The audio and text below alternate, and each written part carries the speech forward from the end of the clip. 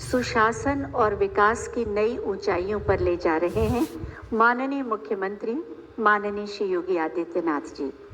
मैं बहुत ही आदर के साथ माननीय मुख्यमंत्री महोदय से अनुरोध करूंगी कि अपने मार्गदर्शन से हमें अनुग्रहित करें। आपकी जोरदार तालियों के प्रणाम के साथ।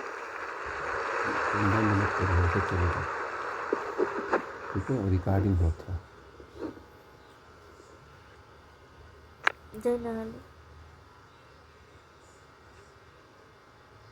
देश के ग्राम पंचायत स्तर पर डिजिटल ट्रांजैक्शन के प्रोत्साहन हेतु समर्थ 2023 एवं बीसी सखी के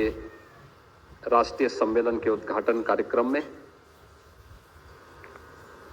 आज के इस समारोह में जिनका मार्गदर्शन आप सबको प्राप्त हुआ है, भारत सरकार के ग्राम्य विकास एवं पंचायती राज मंत्रालय के माननीय मंत्री माननीय श्री गिरिराज सिंह जी, उत्तर प्रदेश सरकार के उप मुख्यमंत्री और ग्राम्य विकास विभाग के मंत्री श्री केशव प्रसाद मौर्य जी, रिकॉर्ड करता हूं। ग्राम्य विकास एवं उपभोक्ता मामले एवं खाद्य मंत्रालय भारत सरकार की राज्य मंत्री माननीय साध्वी निरंजन ज्योति जी, प्रदेश सरकार के ग्राम्य विकास विभाग की राज्य मंत्री श्रीमती विजयलक्ष्मी गौतम जी, सचिव ग्राम्य विकास भारत सरकार से शैलेश कुमार सिंह जी, कृषि उत्पादन आयुक्त उत्तर प्रदेश शासन श्री मनोज कुमार सिंह जी, अपर मुख्य सचिव ग्राम्य विकास श्री हिमांशु कुमार जी, भारत सरकार उत्तर प्रदेश सरकार के सभी हमारे वरिष्ठ प्रशासनिक अधिकारीगण, बैंकर्स और देश भर से आई हुई सभी बैंकिंग कॉरेस्पॉन्डेंट सखी के रूप में सभी उपस्थित बहनें, मैं आप सबका उत्तर प्रदेश शासन की ओर से और उत्तर प्रदेश की जनता की ओर से हृदय से अभिनंदन करता हूं, स्वागत करता हूं। आदरणीय प्रधानमंत्री जी के विजन को कि भ्रष्टाचार मुक्त भारत बने, महिला सशक्तिकरण के लक्ष्य को हम प्राप्त कर सकें और आत्मनिर्भर भारत के लक्ष्य को प्रदान करने में हमारी बहनों का भी योगदान हो, इस दृष्टि से प्रधानमंत्री जी ने अनेक कार्यक्रम देश के अंदर प्रारंभ किए। याद करें 2014 में जब देश की बागडोर प्रधानमंत्री मोदी जी के हाथों में आई थी, तो उन्होंने इस समय प्रधानमंत्री जनधन अकाउंट की घोषणा की थी। उससे पहले बैंक अकाउंट किसी भी बैंक में खोलने के लिए कम से कम 500 से 1000 रुपये उस बैंक अकाउंट में होना आवश्यक होता था, लेकिन जीरो बैलेंस पर बैंक अकाउंट खुले या पहली बार हुआ है और करोड़ों लोगों ने इस संबंध में बैंक अकाउंट देश के अंदर एक अभियान चलाकर मिशन मोड पर लग करके अकाउंट खोले गए। और तब से आपने देखा होगा किसी भी योजना में, मैं अकेले एक दिन उत्तर प्रदेश के अंदर देख रहा था कि हमने डीबीटी के माध्यम से कितना पैसा दिया होगा। अगर हम सामान्य यानी प्रधानमंत्री फसल बीमा योजना, प्रधानमंत्री किसान सम्मान योजना, प्रधानमंत्री आवास योजना, मुख्यमंत्री आवास योजना, इन सभी योजनाओं को हम देखते हैं तो उत्तर प्रदेश में यह राशि लगभग 3.5 लाख करोड़ के आसपास आती है। 3.5 लाख करोड़ ट्रांजैक्शन डीबीटी के माध्यम से ही सीधे सीधे उत्तर प्रदेश के अंदर अकेले होता है। और अगर प्रतिवर्ष जो ट्रांजैक्शन विभिन्न कल्याणकारी योजनाओं के माध्यम से प्रदेश के अंदर होता है, यह लगभग 75,000 करोड़ रुपए का प्रतिवर्ष है, जिसमें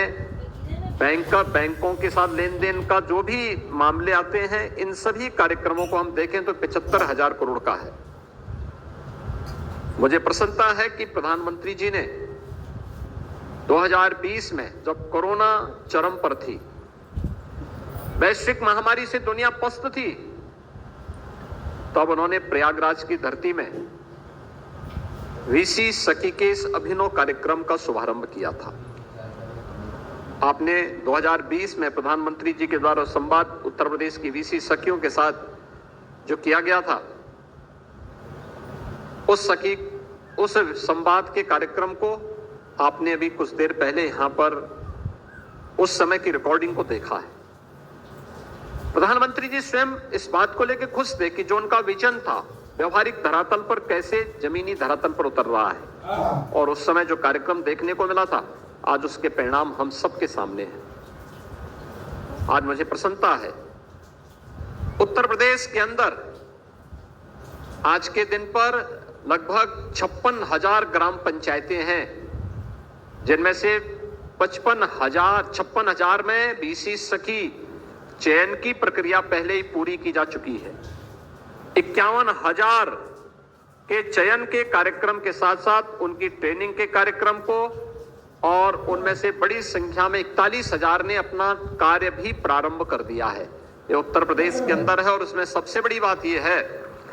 कि उत्तर प्रदेश के अंदर हमारी वीसी सखी ने अब तक 5,57,00,000 से अधिक ट्रांजैक्शन किया है। यानी 5,57,00,000 बुजुर्ग महिलाओं को, गांव के बुजुर्गों को, गांव की अन्य महिलाओं को, गांव के अन्य नागरिकों को 5,57,00,000 बार बैंक जाने से बचा, उनको वहां जाने में उनकी बचत हुई है। और साथ साथ यह भी सच है कि 5,57,00,000 बार बैंकों को, जो बार बार लोगों को आने छोटी राशि के ट्रांजैक्शन के बारे में जो उनका एक हमेशा एक बैंकर्स के सामने चैलेंज होता था कि कैसे ज्यादा से ज्यादा लोगों को सुविधा दे सकें, उस सुविधा को देने में हमारी वीसी सखी ने इस कार्य को आगे बढ़ाया, जिसमें 13,700 करोड़ रुपए का ट्रांजैक्शन भी हुआ। इतना लेन देन जो है 13,700 करोड़ रुपए का हुआ है, जिसमें से बहुत सारी बीसी सखी ने जो ने 75,000 रुपए डिजिटल पेमेंट के लिए जो बायोमेट्रिक सिस्टम उन्हें उपलब्ध करवाया गया था, उससे लिए गए लोन की भरपाई वे लोग कर चुके हैं। अच्छा खासा बिजनेस कर रहे हैं। और आज मैं कह सकता हूं कि जिस उत्तर प्रदेश के लिए हम लोग बार बार कहते थे कि हमारा सीडी रेशो बहुत कम है, आज हम कह सकते हैं कि ये 56,000 बहनें उत्तर प्रदेश के अंदर वीसी सखी के रूप में न केवल महिला सशक्तिकरण के एक आदर्श उदाहरण बने हुए हैं, बल्कि हर गांव में बैंक की एक स्वयं मिनी ब्रांच बनकर के गांव में लेन देन के सारे कार्यक्रम को संपन्न कर रहे हैं। इसके लिए मैं इन सब का हृदय से अभिनंदन करता हूं। उत्तर प्रदेश, मैं बार बार इस बात को कहता हूं, यह सीमित संभावनाओं वाला प्रदेश है। प्रधानमंत्री मोदी जी के मार्गदर्शन में कार्यक्रम तेजी के साथ आगे बढ़ रहे हैं, और अब तो हर ग्राम पंचायत में हम लोगों ने ग्राम सचिवालय के निर्माण के कार्यक्रम को भी अंतिम उस पर पहुंचा दिया है। यानी अब ग्राम सचिवालय केवल लखनऊ में नहीं होगा, अब सचिवालय केवल लखनऊ में नहीं होगा, बल्कि हर ग्राम पंचायत में भी उनका एक अपना सचिवालय होगा।